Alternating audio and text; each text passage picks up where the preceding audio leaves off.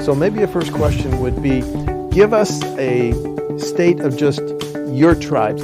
Madison has just been designated in December, Truax Field, as the home of F35A. Doctor, can you start? Give us an overview.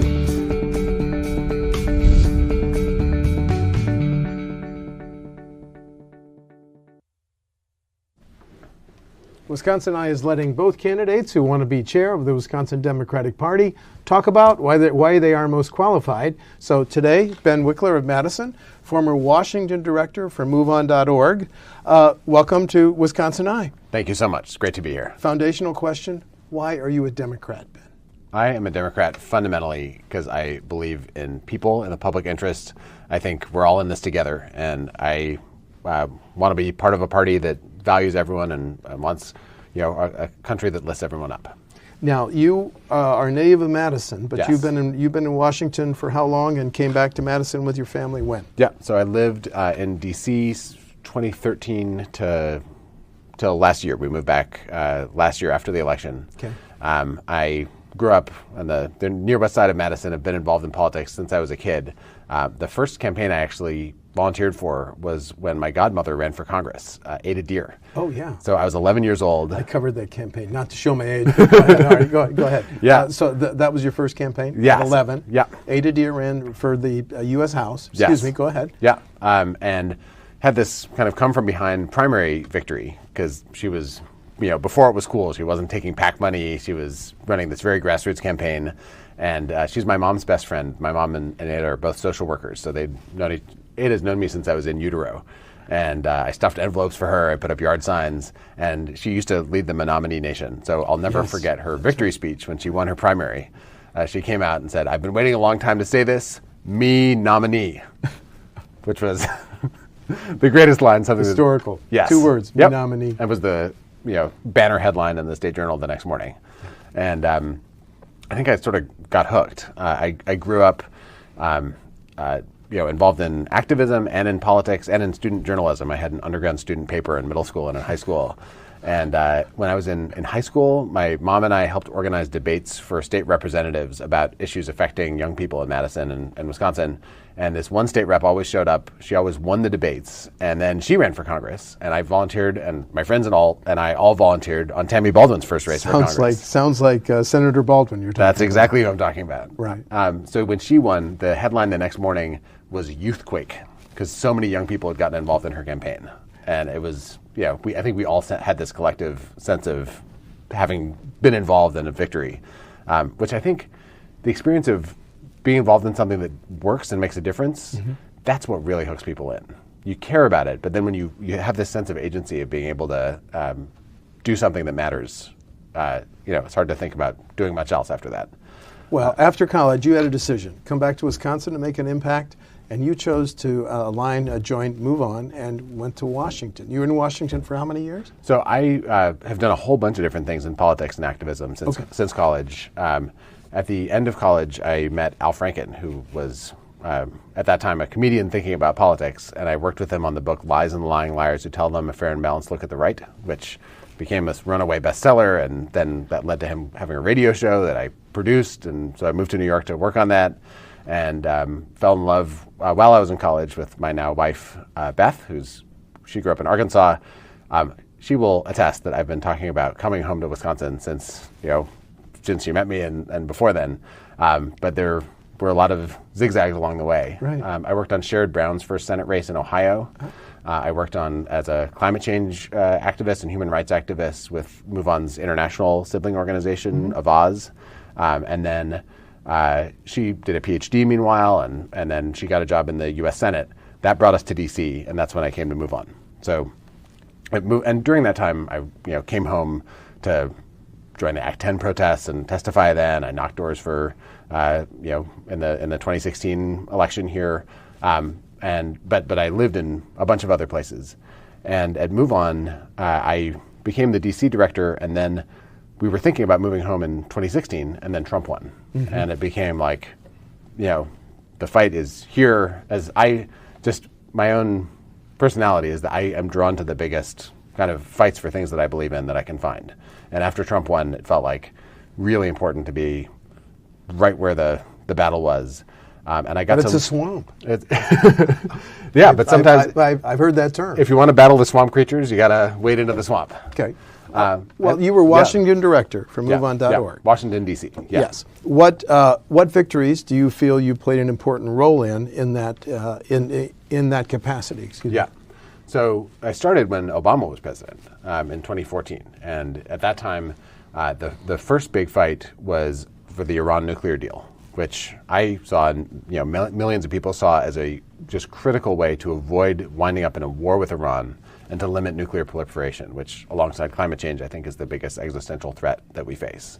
And so, we had a Republican legislature and a Democratic president, sort of kind of like what we have in Wisconsin now. And I was I worked very closely with the Obama White House to help coordinate grassroots, energy to urge Congress to do the right thing and not strike down the Iran nuclear deal. And that was a victory. I remember I went in and watched the Senate do their vote, and by the end, almost every Democrat was supporting the Iran nuclear deal, and it was not undercut by Congress.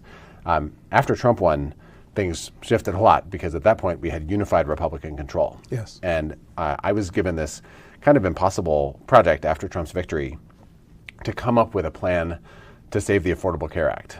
And at that point, Paul Ryan had passed repeal 87 times through the House. Senate Mitch McConnell had already guided a bill in 2015 repealing the ACA through the Senate that was vetoed by Obama. And Trump said he was going to do it on day one to take away the Affordable Care Act. Interest groups actually thought it was a done deal. And initially, they were not planning to get involved in the fight at all. So the only force that could stand in the way was a wave of grassroots opposition. And I remember I wrote a strategy memo at MoveOn, in the fall of 2016 before the inauguration, kind of outlining what I thought it would take and what our chances of success were. I thought 70% chance we'd lose in the first month, but it was still worth fighting it out. Did you pin your hopes on a certain Arizona senator who's no longer with us, who voted in the middle of the night? I will tell you about that night. But at the beginning, we thought, we didn't know for sure whether the House or Senate would be a better bet because the Senate had more, had some key votes that might lean our way, but the House had more people who might be vulnerable in the election. And so we decided to fight on both fronts. And the key thing was organizing and working with people who were directly affected, their own healthcare would be affected, not focusing on Hollywood celebrities or, past presidential candidates or whatever as the key voices. Make it about human beings and their lives, and try to get them, into the public spotlight in a way that they could directly speak to the Republicans who were, potentially going to take away their health care. And that, I don't know if you remember the town hall meetings in February of 2017, where just person after person stood up and said, I am alive today because of the Affordable Care Act. This bill could endanger my life or endanger the life of my child. So you were a key part of that strategy. We had volunteers calling Republican offices all over the country to find out when they were going to appear in public. And through MoveOn, we created a site called resistancerecess.com. We had 45,000 people who RSVP'd to go to town hall meetings through that site, and worked with this huge coalition of folks, to get people to the place where their voices could matter at that moment. And that was one piece of it. We also mobilized 500,000 phone calls, 3,000 protests at congressional offices across the country. There's a giant fight. I think the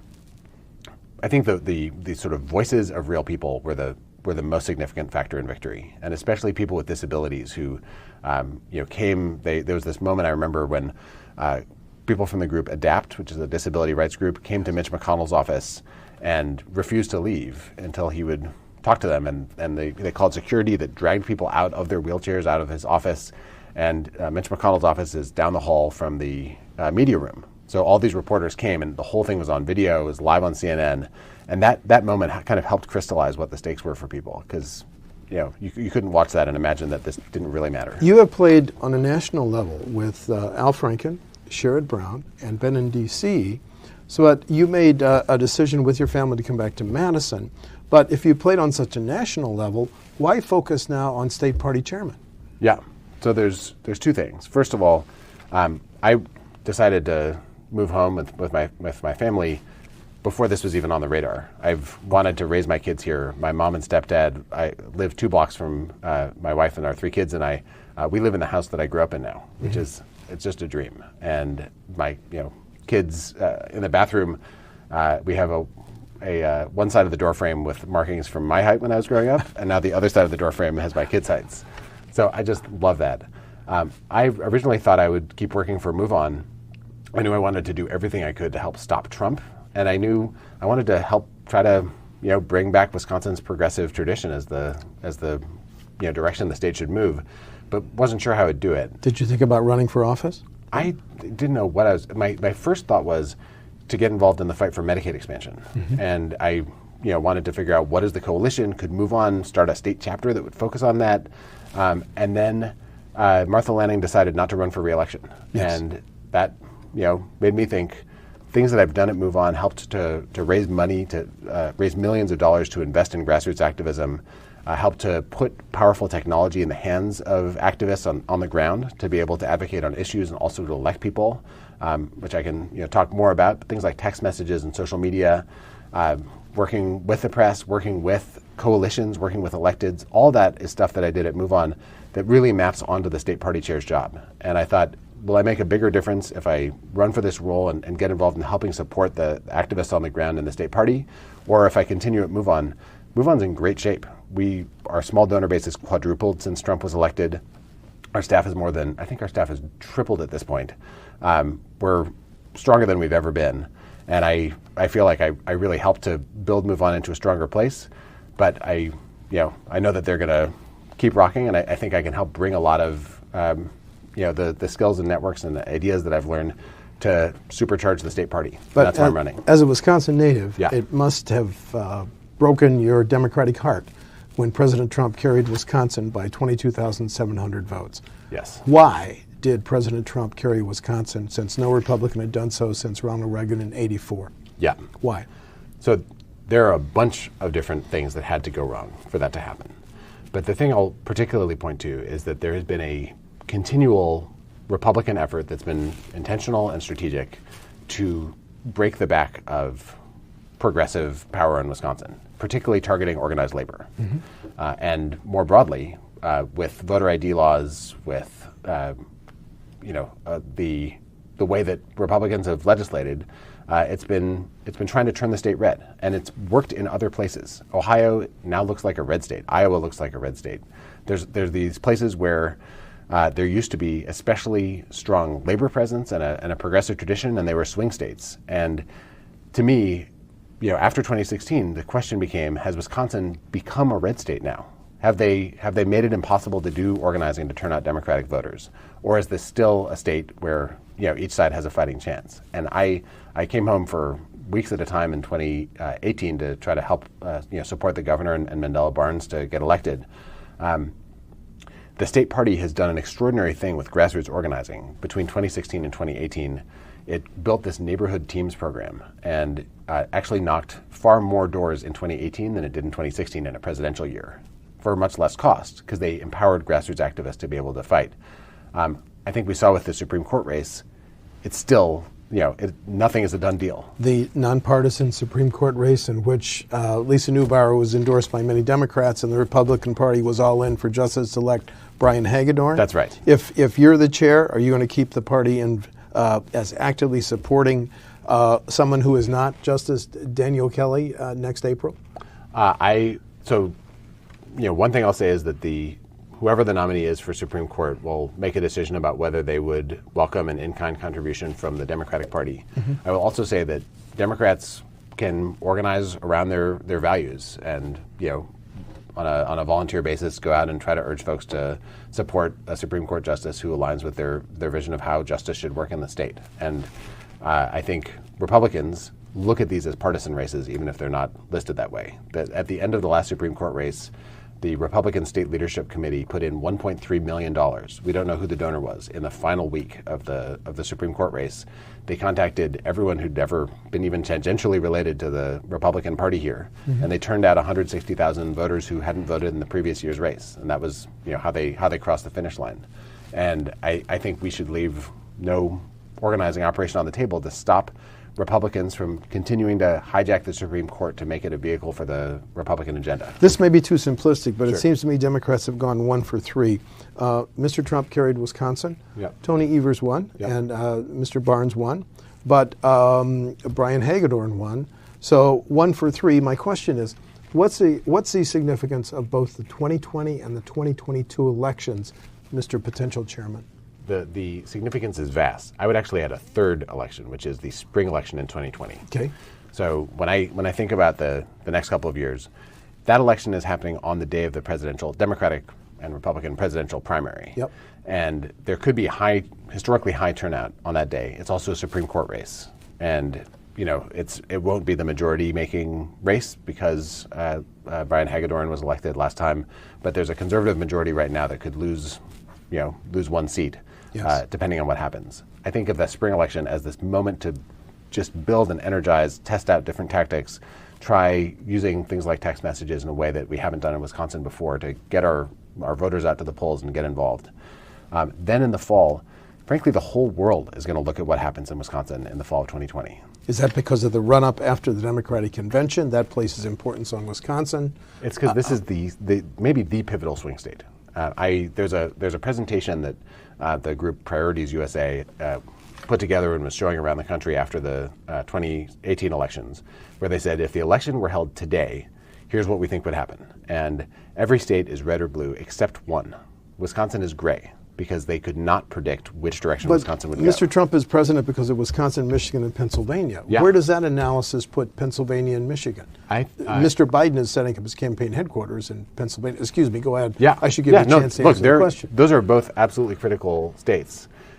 Wisconsin, we're the one that's most up for grabs? In that analysis, Wisconsin actually would tilt the balance either way in the Electoral College. It was the hardest to predict. And I really think this is a jump ball. We should expect to fight for every single vote. We should expect Republicans to do things no one's ever done in a presidential election. And we don't know how many foreign powers are going to be invited to participate by Rudy Giuliani or whoever else. Mm-hmm. So we're going to need to organize at a scale we've never seen before. And the fact that we have the National Convention, it's both this challenge to make a great convention. It's also an opportunity because we're going to need potentially 15,000 volunteers at the convention. That's the number of volunteers we normally have working across the state on election day during a presidential campaign. So this is an operation at a scale where we can get a kind of whole new generation and every previous generation of folks involved in the party, help to give them a great experience, get them trained and unified, and then come out of that like a rocket to try to win the 2020 race. So it's a trial run. You're 15,000 volunteers to a Democratic convention. Yeah. You want them to stay in the trenches for November of 2020. Exactly. That's exactly it. It's very interesting. It's a vast organizing project. And what's the role of social media? Social media, it is media for so many people now. And there are people who watch WisconsinEye, and there are people who see snips of WisconsinEye on Facebook or Twitter or Instagram, and there's people who just get information from their friends and family. It's hard to find a TV show where you can buy an ad today that reaches most of the people you need to reach. It's very different from how it used to be.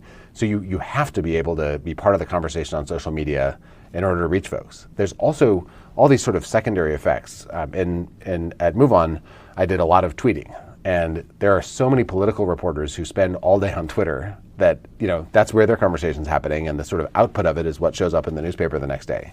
Okay. I think you got to understand what the different audiences are, and then you got to organize. It's not a broadcast medium, and that's something that I not only think we can do better as a state party, but I think we have a chance to help train county parties, train candidates at every level of office to help build our ability to reach folks. The right has had a near monopoly in talk radio, with the existence of the exception of Real Resistance Radio, which is now back on the air in Madison and in Milwaukee. I think there are 81 stations carrying right-wing talk radio 24 hours across Wisconsin alone. 81 in Wisconsin 81 in Wisconsin alone. Social media is a way that we can reach people directly without having control of the airwaves. And Trump and his world have really weaponized social media. I think we need to fight back, and we need to fight back with truth and integrity, which fortunately I believe are on our side as Democrats.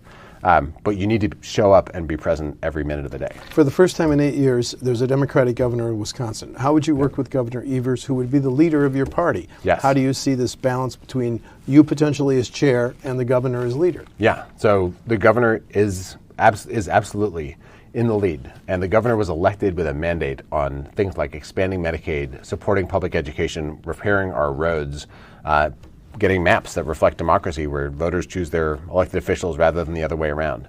I think the state party can fight for that agenda and should work with the governor's team, make the case, organize folks at the grassroots level across the state, and turn up the heat on Republicans. And I think that partnership is fundamental to the success of Democrats in the state and also to the agenda that people voted for and overwhelmingly majorities of Wisconsinites want.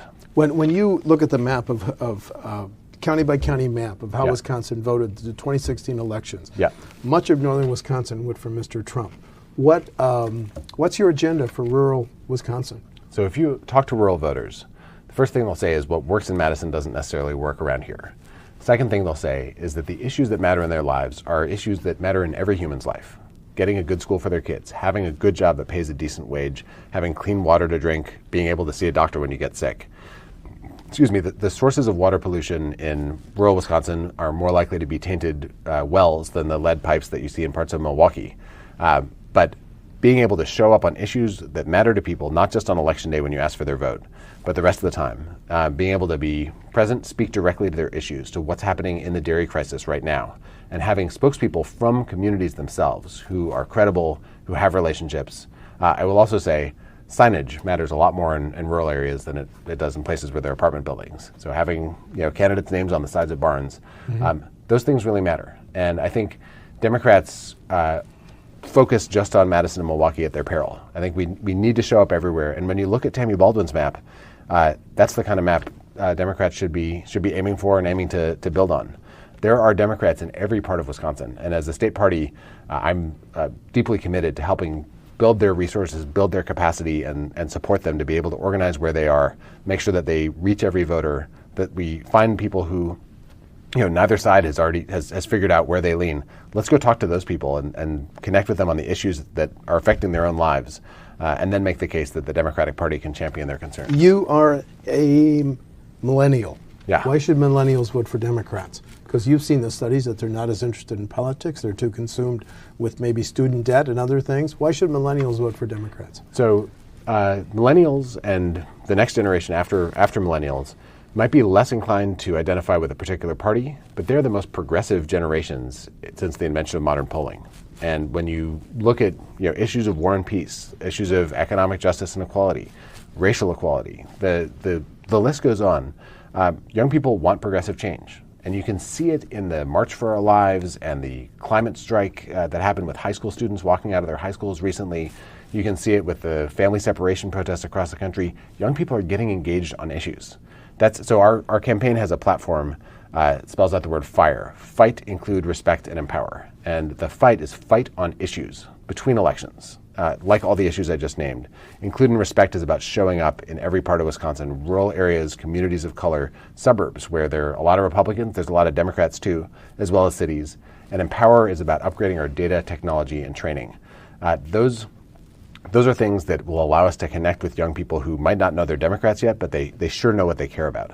And the Democratic Party cares about those same things. I want to ask you about two national issues. Yeah. Should U.S. House Democrats begin impeachment against President Trump? The proceedings, should they begin that? So this is, I'll say two things. One is I think it's outside of the purview of the state party chair's race. I understand. So I can speak from my personal opinion. When I talk to grassroots Democrats across the state, you hear two things. One is I think there's overwhelming agreement, and not just among Democrats, that the president has committed impeachable offenses. And he's crossed. Are you saying this, or the people you're talking to are both saying this? I think both. Okay. But Thank you. We're both saying that. Just trying to clarify that.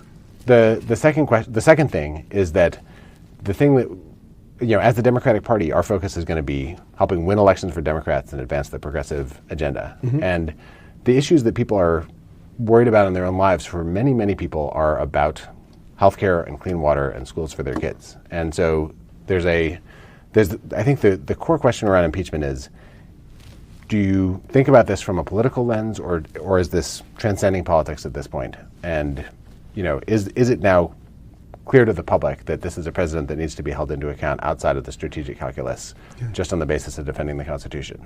I think that's a robust debate. I think that if the state party puts something in its convention platform about this, then I'll be championing that. But I think we're going to be making the case around the issues in people's lives here in the state party. Are you a fan? Are you a supporter of Medicare for all? So one thing that has been in the state party's platform since day one is that healthcare is a human right and everyone should be able to access healthcare. Okay. And I think the path to universal healthcare is something that folks are hashing through right now. I think there's a unified vision that every person should not have to worry about bankruptcy when they go to the doctor. And I think there's several different paths. Is it a good thing that 24 Democrats are now running for president, ranging in age from 37 to 77? Do you welcome this as a potential state chair? So I think there's a huge opportunity in it. So I should say I'm running on a ticket with two amazing women. Yeah. So I want to talk about what they would bring. Yes. So I'm running with Felicia Martin, who is an extraordinary leader and organizer out of Milwaukee. She actually she was born in a rural area in upstate New York, and has a sense of rural Wisconsin that people don't always expect from elected officials in Milwaukee. But she has lived for 40 years in the Sherman Park neighborhood. When President Obama ran for president, I guess he was Senator Obama ran for president, she, after watching his 2004 convention speech, was so inspired, she started knocking on doors before he announced his candidacy. She helped to organize 20, 30, 40, 50, 60 hours a week in 2008, was a co-founder of Organizing for America, helped start 22 neighborhood teams in Milwaukee to support the president's agenda. And then the president's team asked her to be a co-chair, along with Russ Feingold, of his campaign in 2012. So she knows how to organize in Milwaukee and to fight for our values just in an extraordinary way. And she was elected to the County Board of Supervisors in a landslide last year. Okay. And she's running for what as part First of your vice chair. And then your second vice chair. So my second vice chair's name is Lee Snodgrass. Former state Senate candidate out of the Fox Valley. That's right. So she's a 24. Her. Great. Yes. Yeah. She's a 24-year Appleton resident. Right. She ran against Senate President Roger Roth. Yes. That's right. And very gerrymandered district. And as a first-time single-mom LGBTQ candidate, she got 46.6% of the vote, which was dramatically outperforming what people thought was possible in that district. She's also the chair of the Outagamie County Democratic Party and has helped to double the size of that party, build the diversity and youth in that party. So she brings both a county chair's perspective and a candidate's perspective. And one of the things that Felicia and Lee and I share is a commitment to diversity and inclusion in the candidates that we help to recruit and support in the party, and also a care for candidates even in tough districts where it's more of a long shot.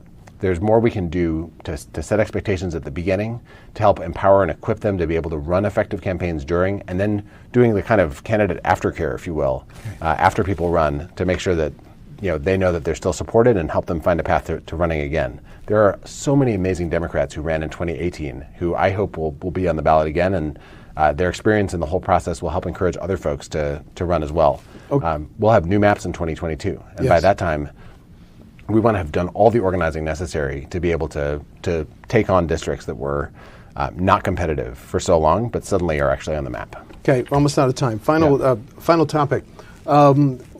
Differences between you and Representative David Bowen, the other candidate for Democratic State Chair. Yeah, so I have tremendous respect for David Bowen and for his ticket, Tammy Joy Wood and Alicia Lorta. We've been crisscrossing the straight together and often appearing at the same events. I think we both learned from each other in the course of the race. So it's been a pleasure running. I think we're also both committed to running positive campaigns.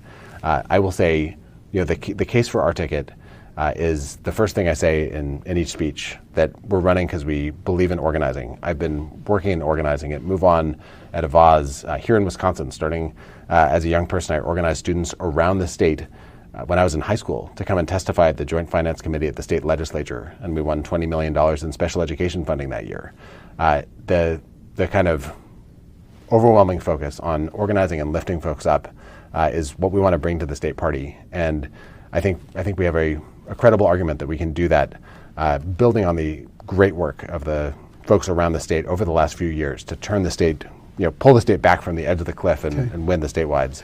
That's why folks should vote for us. When I ask Representative Bowen a difference, he says this with respect because it is a positive campaign. Yeah. He says, but I've been in Wisconsin working as a Milwaukee County supervisor and now 3 terms in the state assembly. Yeah. So he's just saying that's my background. Taken. Yeah. You've been in Washington. Do you just want to say anything about that? Sure. Yeah. And there's no question. David knows more about what's happening in the legislature than I'll know, for a long time. He's absolutely been serving his constituents and our party in those values, and I have enormous respect for that. I think that what I've been doing during that time is working at the cutting edge of organizing on the national scale. Okay. And so I've been able to use technologies and techniques, build networks, get ideas about how to fight and win organizing campaigns that get millions of people into motion in a way that I can bring back to the state party. And I think that's a real asset that I bring and something that I'm hungry to do. Okay, final question is the same question I asked Representative Bowen. Your elevator speech, you got 15 seconds. Why are you the most qualified candidate? So my elevator speech is that I'm running with Felicia and Lee Snodgrass, Madison, Milwaukee, and Appleton. I've been at MoveOn. I led our campaign against the repeal of the Affordable Care Act, helped build that into the biggest ever electoral campaign at MoveOn, a $38 million operation that worked in 91 House races and 10 Senate and 10 governor's races, leading our work here in Wisconsin and helping build it across the country. And I think the model for how we fought on healthcare and won in 2018, we can bring to the next elections. Fight on issues between elections, include and respect everyone in all parts of the state, communities of color, rural areas, suburbs, and cities, and empower with data technology and training. Now, that might sound familiar because I said it earlier in this interview. Yes. But it is the reason to vote for us. I understand. Ben Wikler of Madison, one of 2 candidates for the Democratic State Chair. Thanks very much for talking about coming in and talking about your campaign. Thank you so much. And just a programming note, WisconsinEye will be at the Democratic State Convention, and the election is Sunday, June 2nd? That's right. Okay. Ben, thank you so much. Thank you. Thanks.